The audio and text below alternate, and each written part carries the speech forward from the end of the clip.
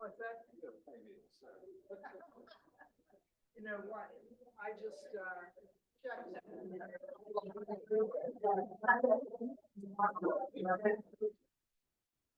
So, yeah.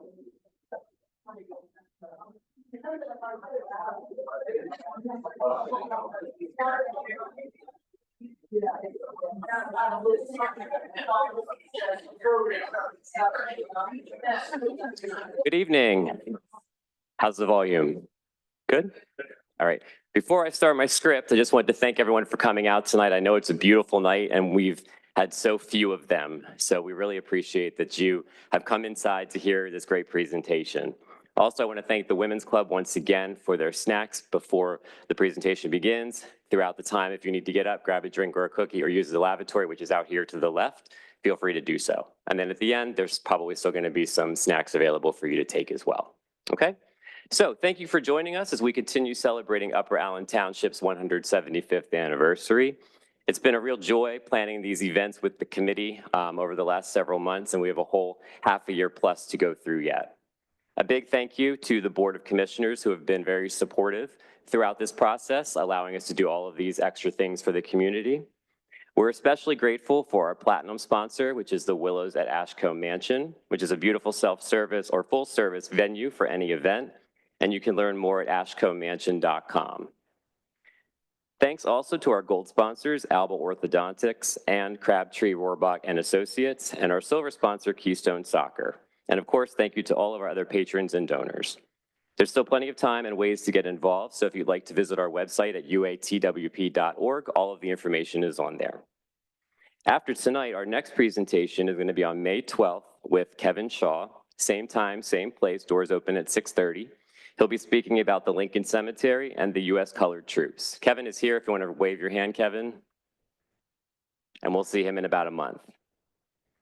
Now, I'm pleased to introduce tonight's speaker, Bill Murray, a retired history teacher from Mechanicsburg. Bill now serves as the archivist and museum director for Mechanicsburg Area School District. He's the author and presenter of numerous works about the history of the area, including tonight's topic, which is Upper Allen in 1850. And in the upcoming presentation in September, Bill will be here again, and he'll talk about the rural schools of the township. Please join me in welcoming Bill Murray.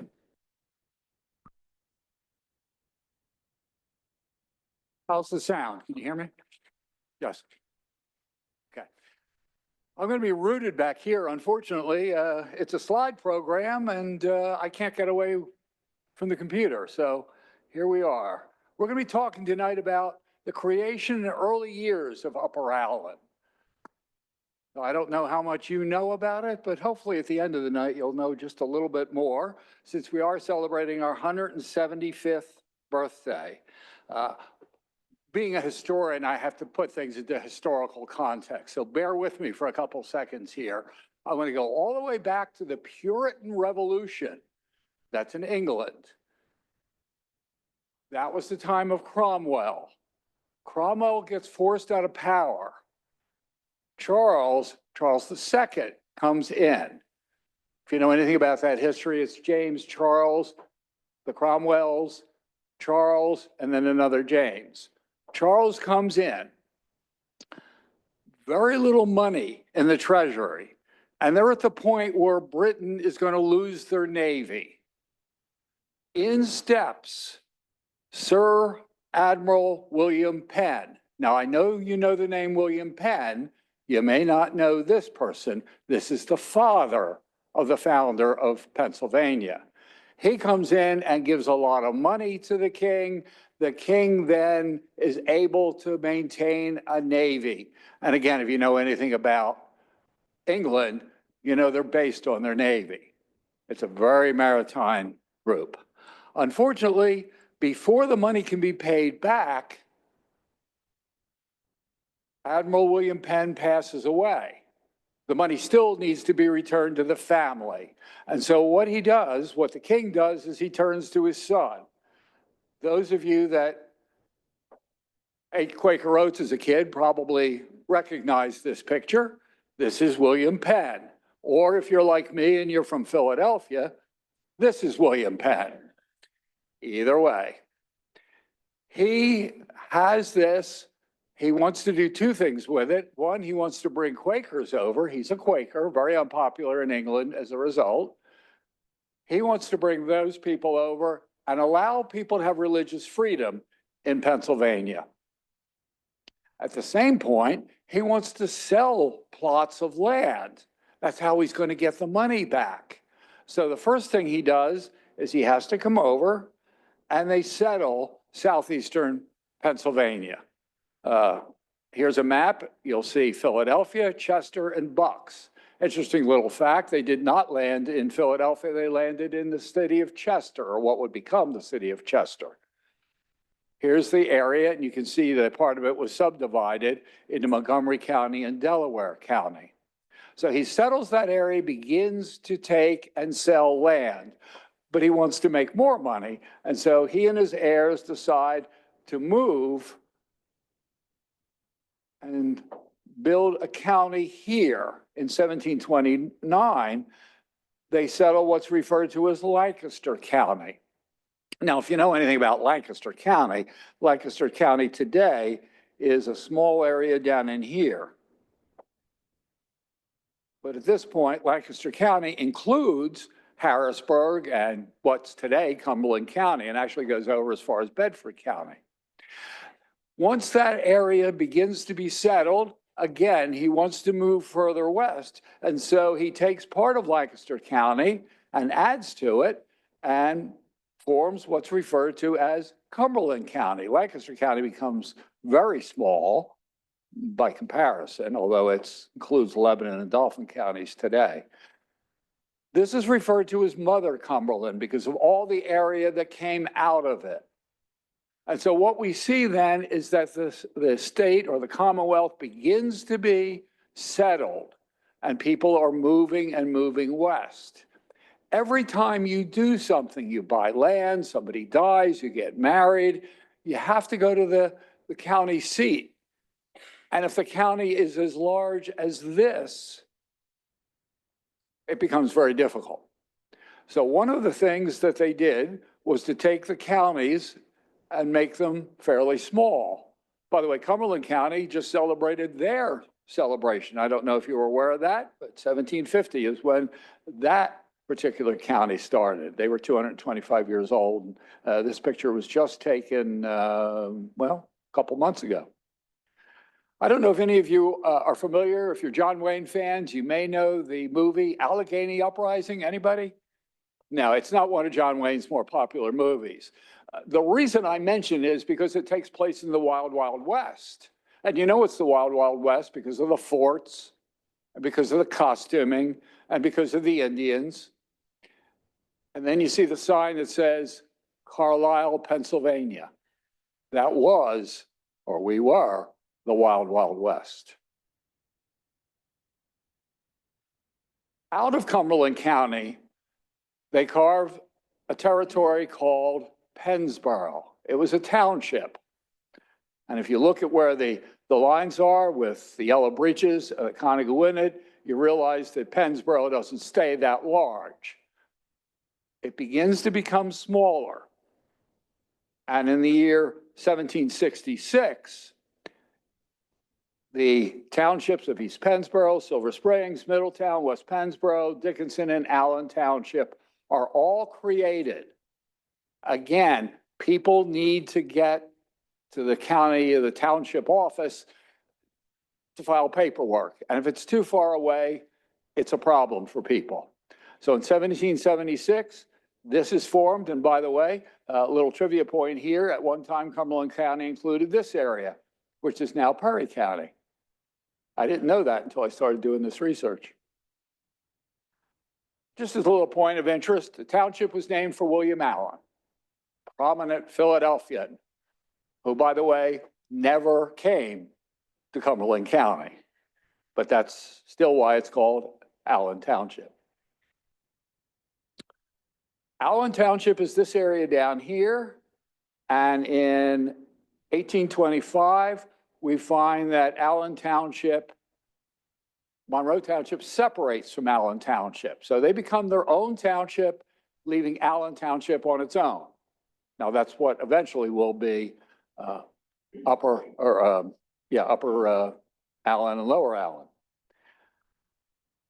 In 1849, a petition is filed with the court basically saying, you know, it's so far to get to the township office. Have I mentioned this before? We have to make the township smaller. And the courts agreed with that, and Upper Allen was created. It comes into existence in 1850, and as a result, we have two different townships, Upper and Lower Allen Township. This always, I don't know if any of you have been to Russia, it always reminds me of these Russian nesting dolls. It gets bigger, and then all of a sudden they try to make it smaller, and that's what happens. So here we are. I guess this is, well, we'll make this one Upper Allen, and Lower Allen could be the smaller one. So anyway, however it happened, happy birthday. I was going to bring a cake like this in, but I was told maybe that wasn't a good idea to have 175 candles lit all at once. I don't know why, but anyway, when I found out it was 175th, I thought to myself, as a historian, I wonder what it was like in Upper Allen in 1850. And what you're going to hear tonight is what I found.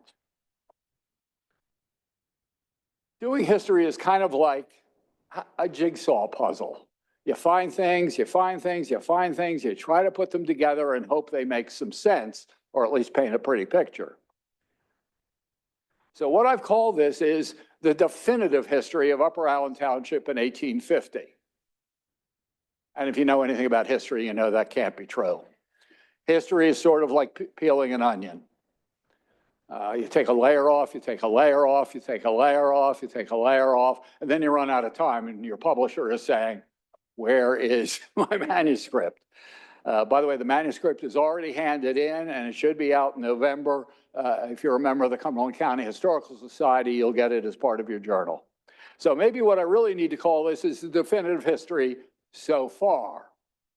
And I'll tell you exactly what I found and also tell you what I wasn't able to find and what questions I still have, and they are quite many.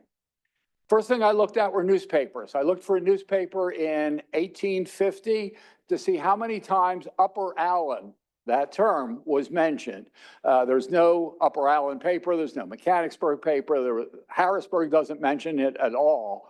It's mentioned in the Carlisle paper twice. And interestingly enough, the very first time it's mentioned is a death notice. I don't know if that's, we've lasted 175 years, so I guess it's not that bad. But poor Joseph Krull dies. I did some more research, found out he was 41 years old when he dies, leaves 7 children, including a newborn. Have no clue why he passed away. We can't tell that from the documents that I was able to look at, but we do know that he dies obviously before April 8th. By the way, I just want to make a point. The census report is supposed to come out and be due on June 1st. That if you die before June 1st, you should not be in the census. If you die, or if you're born after June 1st, you should be. He is in the census, even though he dies a couple months before. I'm going to talk about some of the irregularities of the census report. The second one I found, and again, this is the only other article that I was able to locate dealing with Upper Allen. It talks about the first election. This is at the end of September. The election is the beginning of November, and it's going to be held at a public house. Interestingly enough, a dry township later on for so many years, and their first election was held in a public house. That was the one in Schaefferstown. I was able to find out by looking at some secondary sources that there were some villages in Upper Allen. Now remember, Upper Allen is 100 years old at that point as part of Allen Township in Monroe. So it's not unusual that there would be settlements. There was a settlement in Bowmansdale, Shepherdstown, and Center Square. Upper Allen was also linked to other communities, including the road to Lisburn, from Lisburn to Carlisle, what we refer to as the Lisburn Road today, or the next two from Bowmansdale to Silver Springs, which would be 114 today, and the road from Harrisburg to Gettysburg, or Route 15. So those areas existed. Upper Allen was not isolated. It was able to trade. and go back and forth with other communities. Interestingly enough, if you take a look at these two, 114 and 15, that's exactly where the clock tower is today, which makes sense. It was the crossroads. Second thing I looked at was the 7th census. Now, I'm sure you're all aware that a census occurs every 10 years, and we do have the census going all the way back to 1790 up till the present time, or at least we have them completed till that point. We don't have access to them, but we have them completed. The 7th census of the United States was in 1950, which was very convenient from my research. And what it asked were things like, how many dwellings were there? And the census taker went through and said, dwelling 1, dwelling 2, dwelling 3. Anybody else, these were not addresses per se. If anybody else had come through, they could have started somewhere else. So, but he did list the numbers, and he listed the number of families.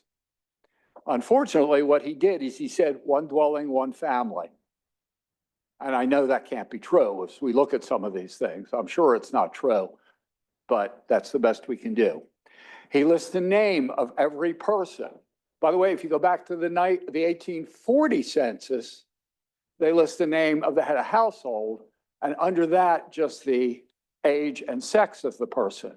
So this is the very first census where we have a listing of every person who's living in the township. It also asks for their age, their sex, and their color. And by color, we're talking about white, black, or mulatto.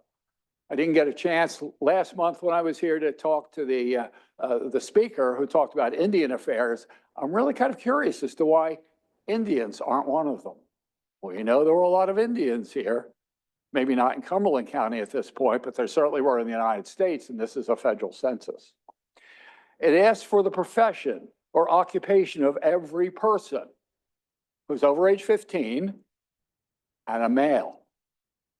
We have no idea what the women did. They may have been housewives, but they may have worked outside of the house or worked inside the house at a profession. The value of the real estate, the place of birth. Now, the place of birth just lists the state they were born in, if they were born in the United States. And I'm sure you're not surprised, the vast majority of them are going to be born in Pennsylvania. It also asks if they were born out of the country, what country they were born in.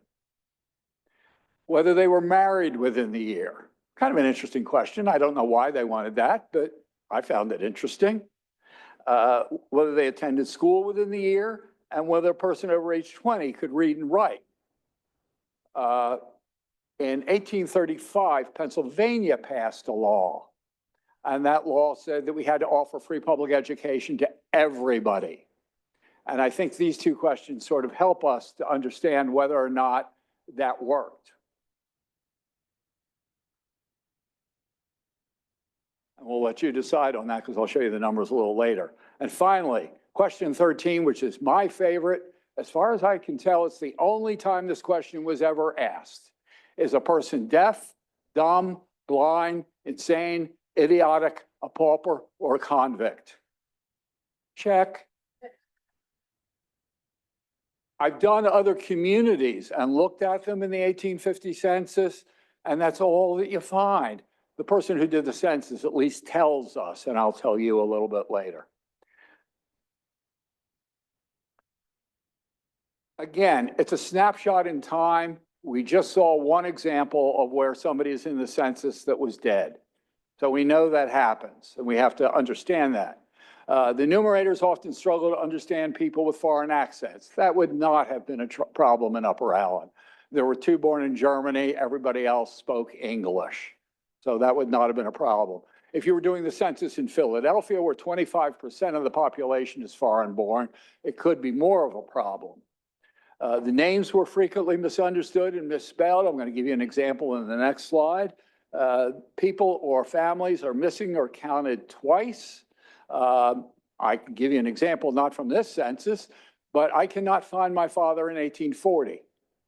I find him in 1830. I found him in 1850. I can't find the street he lives on. must have been skipped. We know that sort of thing happens. I found one person in doing some research on teachers. This was a teacher who is listed as living at home with her parents and also listed as being in college. And I'm sure it's the same person because of where she went to college and where she lives. So I can verify it from that. Poor handwriting. I need to tell you, my son was a census taker at one time. When he did it, fortunately, it was all on laptops. You couldn't read my handwriting either. So in 1850, all the names were listed, but there's no relationship. So if you see a man and he's a certain age and there's a woman living with him with a bunch of kids, we assume it's the wife and children. But we're not 100% sure. It could be somebody else with the same last name, maybe a sister-in-law with children. But for the most part, I think we're probably correct in saying it's the child, but we can't tell for sure. And there are other people living in the household, and I can't tell who they are or why they're there. And I'll make that point as we're going through. Also in 1850, as I said, no occupation are listed for women. And the other thing is, it's your self-reporting. And so you have to hope that the people who give you the information are honest. I have one census person I've been dealing with. He's a certain age. The next census, he's 10 years later. The next census, he's 10 years younger. The next census, both he and his wife, by the way. Next census, also 10 years younger. I think he's trying to sell himself because he was a teacher and if the people thought he was too old. So he reported himself as being younger. And again, I don't know that he was lying, but could be. There is something which we refer to as the 72-year rule. That means that if a census taker takes your information, that cannot be revealed for 72 years. The 1950 census just came out so that you can see names and what they wrote down. If you want to find the 2020 census, that's not a problem. Come back in about 70 more years, it'll be available. The abstract is available. You can tell how many people lived here. You can tell how many dwellings there are. You can tell all that, but you can't attach it to a name. Now, the question is often asked, what's the most important question? And that's an easy answer for me. It's the 1950 census, this particular page in Philadelphia. And by the way, just to let you know, my mother's name is spelt wrong. That is not the spelling of Georgette. There's an agricultural census that also comes out in 1850 that gives us the name of the owner, how much land is improved or unimproved, is being used as farm or not being used as farm, the number of livestock they own, the amount of goods that are produced. In a county like Cumberland County, or in Upper Allen, that becomes fairly important because a lot of it in 1850 is farmland. You listed the name of the person here and the information. Here's the information they asked for. Basically, it was the acreage of land, what livestock was owned on the farm, and what was produced during that year. So if you're dying to know how much cheese was produced in Upper Allen in 1850, you can go back and you can find that by looking at the census report. And I'm sure there's somebody who's going to do a doctoral thesis on that someday. By the way, the same individual does both censuses. One is done right after the other. The first, up until, well, the last 3 days, I'm pretty sure he did the agricultural census, and the rest of it he didn't. His name was David Hamaker. He was a school teacher. I don't know where he taught. I think he probably taught in Northern York, because after 1850, looking at the census reports, I find that he's moved to Northern York County around the Dillsburg area. He spends the rest of his life there. So he probably is born and raised there and probably teaches there. Why he's living in Upper Allen, again, that's one of those things I can't tell. I know it's him going through, by the way, because I find Elizabeth with him until here, and then I find Catherine Lance, who's his housekeeper, living there. I know she's a housekeeper because in that census, they tell me that. 208 dwellings, 208 families, although I doubt that. 1,201 white individuals and 19 colored individuals. They're not cold, by the way, that's colored. For a total of 1,220 individuals. It's what, about 24,000 in the township now? Yeah. Let me do the colored population first because it's so small. There are 4 households that contain Black families. You have the Smith family that is living there, Joseph, who is a mulatto, Mary, who is white, his wife, we assume his wife. There are also a group of children. I'm assuming William, age 20, is a child. We don't know that for sure, but I'm assuming it's a child. 6 school-age children, and they're all in school. There's also a boarder who's living there, or at least I assume he's a boarder. He's age 20 and Black and a laborer. He probably rents a room from the Smiths. The Nesbitt family, Charles and Hannah, age 6. They have 5 children, all of school age, except for James. And I'd love to know why James isn't in school. I don't know. He could be mentally deficient. He could have physical problems. I just know he's not listed as being in school that year. There's also a 4-year-old. By the way, I wanted to make the point about the number of children that are in school, because they all would have gone to one of the 9 one-room schoolhouses, along with all the other kids. In Mechanicsburg, that would not have been true. There was a separate school for colored kids that existed on Washington Street. Virginia Street is what it was called then. It was called the Virginia Street School, but it was just for colored kids. And that lasted until about 1880, when they put those kids just in regular ed. And I found an article about that, and so there was no real reason for it. Nobody was complaining. They just did it. Nobody still complains, so they left them there. There's a Hannah DeWitt. Mrs. DeWitt, or Miss DeWitt, is 45, Black, living with the Graham family. There's no younger children, so I'm sure she's not a nanny, but she's probably a domestic of some sort. That's my guess. Again, I can't tell that for sure, but that's my guess. And there's a Sarah Johnson, age 10. This is a real puzzle. A mulatto, living with the Coughlin family, Samuel Coughlin and his family. Sarah's not in school that year. Now, I don't know why a 10-year-old child mulatto would be living with a family, unless they had 2 children, ages 1 and 2. Maybe she took care of the children. It would not have been unheard of for a 10-year-old to do that. As far as where people come from, overwhelmingly Pennsylvania, 2 from Maryland. One of them is a laborer living in town and with another family, probably came in for a job, but is, renting a place, renting a room. The other one is a woman who's living with her son. The son is 20, so my assumption is she comes to Pennsylvania probably with her husband over 20 years ago. He passes away and the son is still there living with the mother. There's 1 from England, 10 from Germany, and 19 who, like me, celebrated St. Patty's Day not too long ago. For the most part, the men are head of households. There are some exceptions. Mrs. Ronhurst is 78, living with Daniel, who's a laborer, probably mother and son, if you look at the ages. There's Elizabeth Newcomer, 50, living alone. Agnes Wright, living with Elizabeth Wright. And again, look at the ages, probably husband, or probably mother and daughter. The next one stumps me. Catherine Chapman.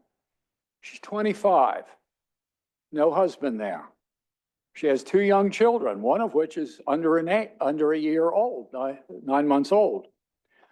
Interesting point. I do find a George Chapman living in town, and he's living with his parents.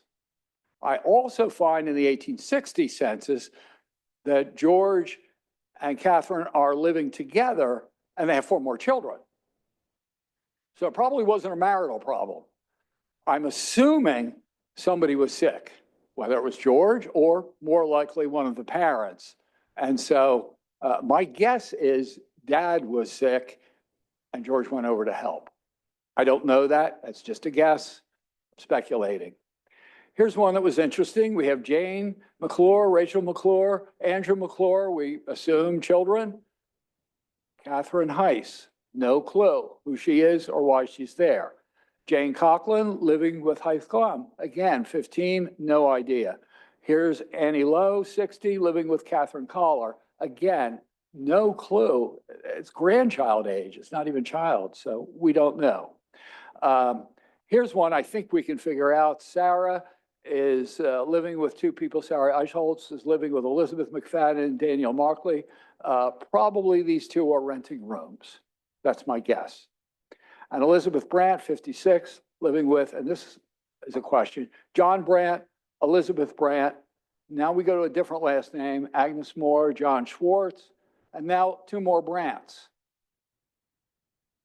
Are they part of Elizabeth's family? If so, why are they listed at the end?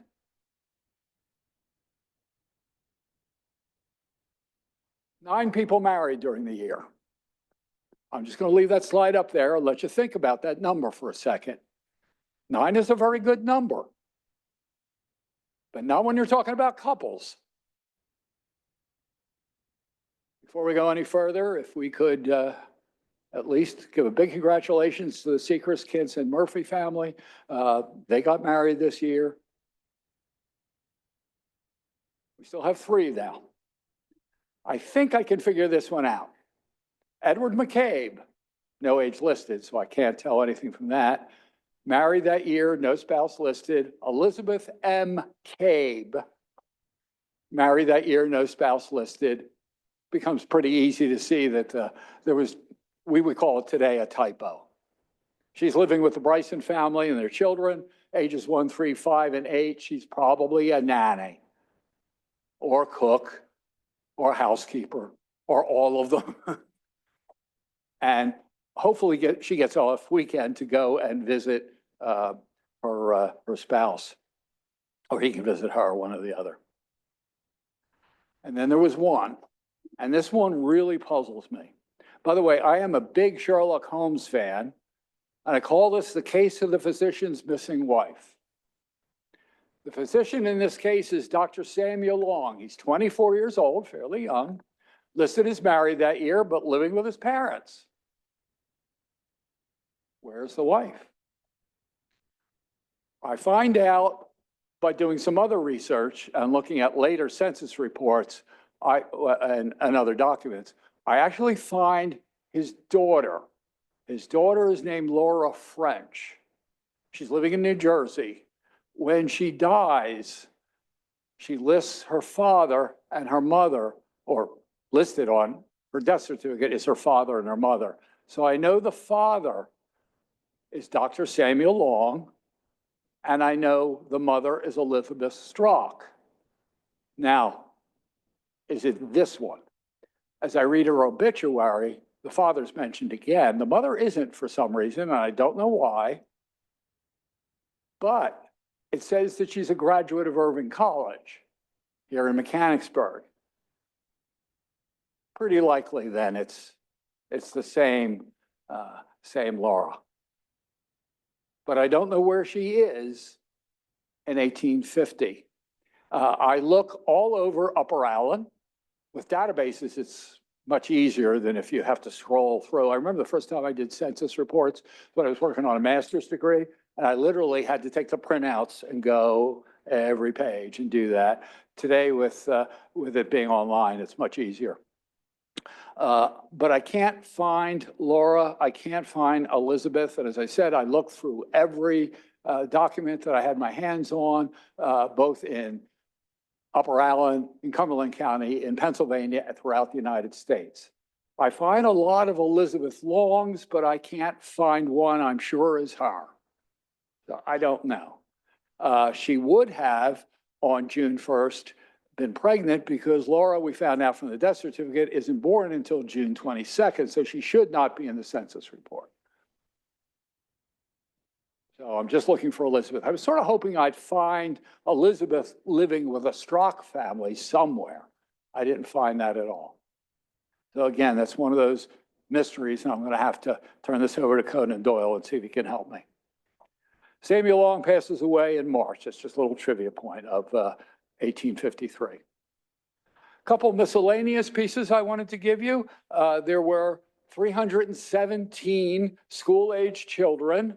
I know that because they went through and said, is the child in school? Check, check, check, check. I almost went blind doing it, but 317. By the way, it's not in the census reports, but I happen to know as a school archivist that there were 9 one-room schoolhouses, which meant there were over 35 children per classroom. That's in grades 1 through 8. That would have all been in the same classroom. Age 20, not able to read and write, 12. And I'll leave it up to you to make a decision. Was the 1835 law, did it work in Pennsylvania? You can say only 12, or you can say, oh my goodness, there were 12. So it depends on your outlook, I suppose. I saved this one for you. I know you're sitting on your seats wanting to know who was deaf, dumb, blind, and saying idiotic, a pauper, or a convict. I can't believe I still remember that. There was only one person. His name was Michael Lambert. He was 61. He is a laborer and blind. Now, I don't know whether they put laborer down because that's what he did for a living and now he's blind, or whether his blindness was such that he can still be a laborer. What kind of labor he does, we don't know. I asked myself the question, what were the occupations of the men living in Upper Allen? Because you can tell that if they're over age 15 and male, their occupation was listed. We know there were 112 farmers, and they lived on 100 farms. I know that from the second census. When I look at that figure, that means that there was more than one farmer for some farms. For the most part, it was a father and what I assume is a son. In one case, I'm assuming it's a brother because they're about the same age. But for the most part, it's 1 for 1. There were 144 people listed as laborers, and that kind of surprised me. I thought I would see more farmers than laborers, but there were 144 laborers. 25 of them lived on a farm and had the same name as the farmer. So probably a son. There were 36 that lived on a farm, but probably with a different name. Probably a laborer, and they were living on the farm for room and board. Would not have been unusual. There were 83 that were not living on a farm, and I have no clue. They obviously were employed somewhere. They might have been an apprentice's assistant for a carpenter or a brick mason, or they could have worked in one of the other, and there were some small industries in town, or they could have gone to some of the other areas and traveled there and become employed. But we don't know. Most of Upper Allen was farmland. As I said, exactly 100 farms. Over 7,000, almost 7,600 acres were improved. That's what was farmed during that period, with 1,720 unimproved. For comparison, there were 741 acres today that's considered farmland. Average size farm is 93 acres, but that doesn't tell us much, especially when you look at the fact that the largest farm was 550 acres. Huge farm. 11 farms listed at 20 acres or smaller. Now, if you had 20 acres, you could make a living. You could at least feed your family. You might have some to sell. And it doesn't say how much smaller because that was only the question, 20 acres or smaller. Most of the land, and going through and picking it out, most of the land was either in wheat, corn, or oats. Most of the farmers raised horses, cows, or swine. And again, I don't think any huge surprises coming out of that. In most cases, the farmer was the oldest male, listed as head of household. There were a couple of exceptions. I found one head of household that was a wagon maker, and his son was the farmer, perfectly permissible. The other one was a woman, so we don't know if she worked the farm or not. Her son is listed as the farmer. Most farmers lived on the land. There were some, though, who were tenant farmers and lived someplace else. They didn't live on a farm. They traveled to the farm. That's a European model. That's how most Europeans handle their farming. They don't live there. The largest farm was owned by Michael Conklin, 550 acres. And here he is in the census report with his wife Elizabeth, Henry, Andrew, and Sarah. We assume children. And a Mary Hoffman, we're not quite sure what she's doing, except she's probably a domestic of some sort. And here you can see this first one is if they're a child, can they read and write? And the second one is whether they're in school that year. So Sarah is not able to read yet, but she's probably only in second grade. Out of the 365 males that were listed, there are 30 different occupations. I put them into three groups, and I'll show you those. The first one I put in as agriculture, or at least related to agriculture. Obviously, a farmer would be related to agriculture, and I have the laborer up here with an asterisk because I don't know how many of them were involved in agriculture. We can argue whether or not a blacksmith should be in agriculture or not. We can argue about a butcher. We can argue about a distiller because they're not really, they're taking agricultural products and doing something with it. Same with a miller. Moving along to occupations, people who made things, you list things like a broom maker, a carpenter, a cooper. Now, a cooper would have made barrels that would have been used for liquor or flour, you know. So again, we can argue where these belong. They're used in agriculture for the most part, but not totally. There was one person listed as a forgeman working for the steel industry and two people listed as line burners in the concrete industry. One that gets me, I understand 15 carpenters, but 10 shoemakers. That seemed like a lot to me. Except I just did some research in Sharmanstown, and their first school board, there were 6 people on it, and 2 of them were shoemakers.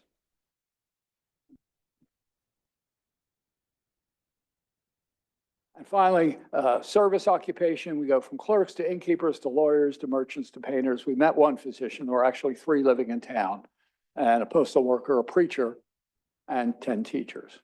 10 teachers, by the way, there were only 9 schools. So I know one worked someplace else, and I think a couple of the others did too. I'm not sure exactly. It doesn't tell us where they taught, and the records for the school district for Upper Allen don't go back that far, so we weren't able to tell. So as I said, I've written so far the definitive history of Upper Allen Township in 1850 so far. What has to be done is a little bit more digging, and then once I've done the digging, I will be setting up an appointment with Tim to come back in the year 2050. So put more, remember your seats. You want to make sure you're in the same seats. In all seriousness, I will be back September 8th, 2025, just in a couple months. I'll be talking at that point about the one-room schoolhouses. For those of you that aren't familiar, there were 9 of them in town in Upper Allen. And we'll talk about why there were one-room schoolhouses and rather one big school in the middle of the township. And we'll talk a little bit about what it was like to be a kid and what it was like to be a teacher. So that's pretty well my presentation for the night. I am the archivist for the Mechanicsburg School District. For those of you that are not aware, the archives is located on Norway Street. They told me I was going to be going to Norway, and I said, great, I love cold weather. Not too disappointed. Alan bought me a house, which is where the archives is located right now. And we have it's set up there with a living room, dining room, and a hallway with exhibits. So if any of you are interested, feel free. Let me know. I do have some brochures at the end on the archives if you're looking for a phone number. I'm not there all the time, so you're much better off calling. Having said that, if you see my Honda sitting out front, I'm probably there. So thank you all very much.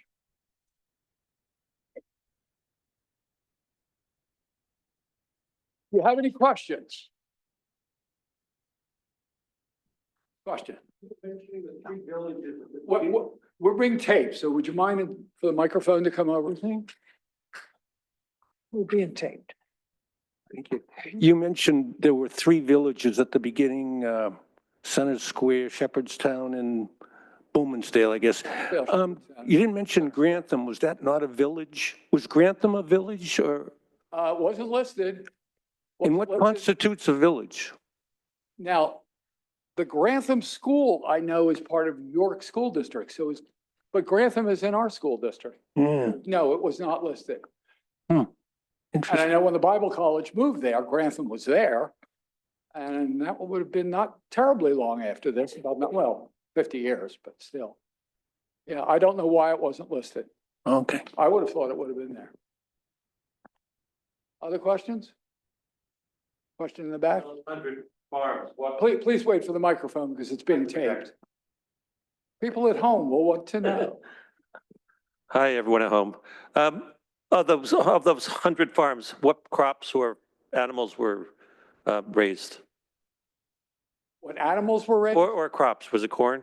Yeah, I have all that in a book up here if you want to come and Oh, take a okay. look at it. That might be the easiest way to handle that. I have the printout. I'm just Yeah. But the ones I listed were the three biggest because I didn't want to have a list of, 50. Yeah, that's a great question. Any others? Question? Yes. I'm told if I come to you, I'm out of the shot, so I have to stand here.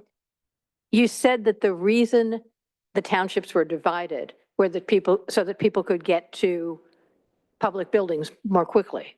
Do you know where the first township building was? Actually, no, I don't. Tim, do you have any idea? I doubt that it was in the chicken coop. It was probably in somebody's house. And that would have been normal for the 1850s, that whoever was president, you would have gone to his house and done it. But I'm not entirely sure of that. I know eventually they bought a place. It was referred to as the chicken coop, that was along, Gettysburg Pike, not far from where the township office is today. This place is quite an improvement. Any others?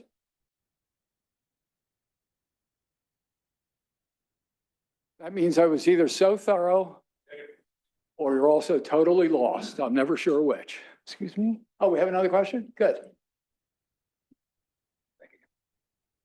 All right, this has nothing to do with Upper Allen Township, but you might know the answer. I can't hear you, I'm sorry. This is not about Upper Allen, but you might know the answer. What's that little section of East Pennsboro doing down by the mall? You live in East Pennsboro? No? I have no You idea. look at a map, there's a little section of East Penn, and I'm Yeah, just curious. probably purchased by the township at one point. For whatever reason, I don't know, but townships will trade back and forth.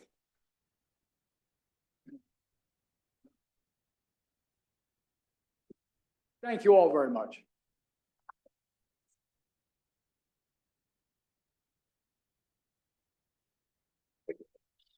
And this back to Tim now, so I don't walk off with it. Thank you all for coming, and we'll see you on May 12th. Have a good evening.